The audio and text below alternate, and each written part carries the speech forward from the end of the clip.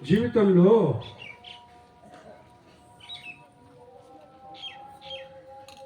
ఎప్పుడూ ఈ మరణం ముందర జీవితం గురించి ఆలోచిస్తాం. మరణం ముందర జీవితం, మరణం తర్వాత జీవితం గురించి ఎవరు ఆలోచించరు. ఇది చాలా ఇంపార్టెంట్ విషయం. మరణం తర్వాత ఏమవుతుంది? అక్కడికి వెళ్ళి మనం బేరీస్ వేసుకుంటాం. ఏం తప్పు చేశాం, ఇక్కడ ఎట్లా చేసి ఉండవలసి ఉండే, మనం ఏం చేసి ఉంటే మన జీవితం బాగుండేది, మనం ఏమో నేర్చుకునేవాళ్ళం అని అక్కడికి వెళ్ళి లెక్కేసుకుంటాం. మనం ఇక్కడే లెక్కేసుకోవచ్చు కదా, మనకి తెలుసు కదా.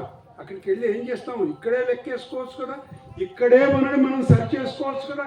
ఇంకో జన్మ కోసం వెయిట్ చేయక్కర్లేకుండా ఆ పని ఎవరికి వాళ్ళు రివ్యూ చేసుకోవాలి. ఎవరిని మనం శత్రువుగా చూస్తున్నాం, వాడు ఒక ఈ జీవితం అనే నాటకంలో ఒక పాత్రధారి. ఎవరు? మన ఆడపడుచు, ఆవిడ కూడా ఒక పాత్రధారి. ఈ విషయంగా మనం అర్థం చేసుకుని మనని మనం ఇక్కడే సరి చేసుకునే అవకాశం ఉంది అని మీ అందరికీ నేను మనవి చేస్తున్నాను. ఈ విషయము మీరు అర్థం చేసుకోండి. ఈ ఒక జన్మ కోసం మనం ఇంకో జన్మ కోసం వెయిట్ చేయక్కర్లేకుండా ఈ జన్మలోనే మనని మనం సరి చేసుకునే అవకాశం పత్రికారు మనకిచ్చారు. ఈ జన్మలోనే మనల్ని మనం సరి చేసుకునే అవకాశం ఇచ్చారు. ఎందుకు వాడుకోవట్లేదు? మనం ఎందుకు వాడుకోవట్లేదు? ఇప్పుడే వాడుకోవాలి.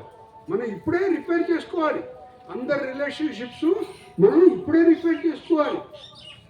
ఎవరెవరిని మనం తప్పు పడుతున్నామో వాళ్ళని మనం తప్పు పట్టకూడదు. వాళ్ళు మన జీవితంలో ఒక పాత్ర పోషిస్తున్నారు, అది మర్చిపోవద్దు.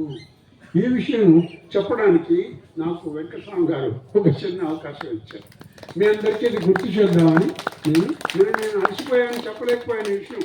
కాబట్టి ఆ విషయం మీకు మనం చేద్దామని. Thank you very much.